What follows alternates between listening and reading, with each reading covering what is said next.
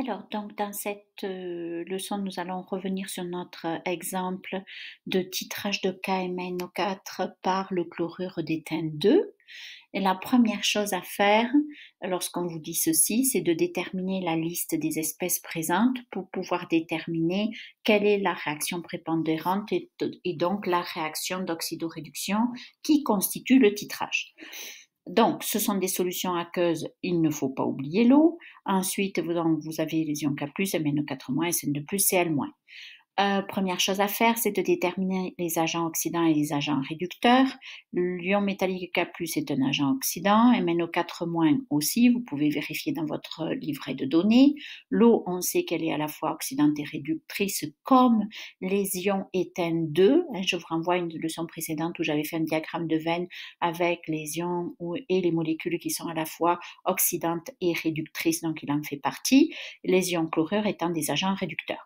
Par la même occasion, donc tout en faisant ça, vous pouvez aussi comme ça repérer quel est votre oxydant le plus fort, donc le plus haut dans le tableau en haut à gauche, l'ion permanganate, le réducteur le plus fort le plus bas possible dans le tableau à droite, donc ce sont les ions SN2+.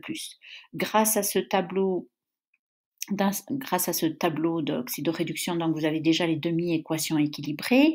Ensuite, pour avoir l'équation nette équilibrée, vous devez égaler les nombres d'électrons, c'est-à-dire que vous allez prendre le plus petit multiple commun entre 5 qui est 2 qui est 10, donc multiplier par 2 la première équation et par 5 la seconde, et voilà, vous avez l'équation du titrage qui est équilibrée.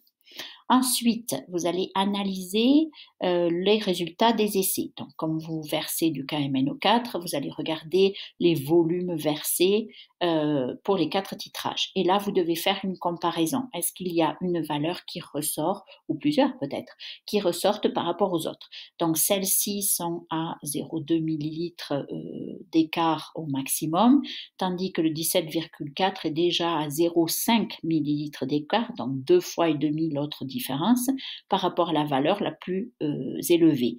Donc celle-là est trop éloignée des autres, il y a peut-être eu un problème lors du titrage, peut-être qu'on a dépassé l'apparition de la couleur et qu'on a trop attendu, trop versé, donc on va éliminer cette valeur dans le calcul de volume moyen. Donc, vous calculez le volume moyen à partir de ces 3 autres valeurs et ça donne 16,8 millilitres. Donc, maintenant, vous allez être prêt à faire les calculs. Alors, tout d'abord, on reprend notre équation chimique équilibrée et vous pouvez reporter comme sous la forme d'un tableau un petit peu les concentrations et les volumes pour chacun des 2 ions qui sont les réactifs, de telle sorte que vous allez pouvoir calculer leur nombre de moles, concentration fois volume. Donc ça, c'est votre volume moyen versé. Et voilà pour les ions éteints. Et maintenant, vous allez pouvoir utiliser le rapport des nombres de moles, donc le rapport stoichiométrique que je vous montrais dans la première leçon. Donc, le rapport des nombres de moles est dans le rapport des coefficients respectifs. Donc, le 2 va avec l'ion MnO4 et le 5 avec SN2+. Bien, donc vous pouvez calculer le nombre de moles de SN2+, vous avez tout ce qu'il vous faut ici, et donc ce nombre de moles que multiplie 2 cinquièmes, ça va vous donner le nombre de moles de MnO4-. Donc c'est le calcul qu'on a fait ici. Attention, n'oubliez pas, les volumes sont souvent donnés en millilitres, mais quand vous calculer les concentrations, c'est en mol par litre, donc il faut rajouter le 10-3 ici. Ensuite, vous devez calculer la concentration à MnO4-, donc concentration, c'est nombre de moles divisé par volume. Le volume qui a été rajouté dans la solution, c'est ce volume équivalent ici. Donc le résultat du nombre de moles divisé par le volume vous donne la concentration recherchée.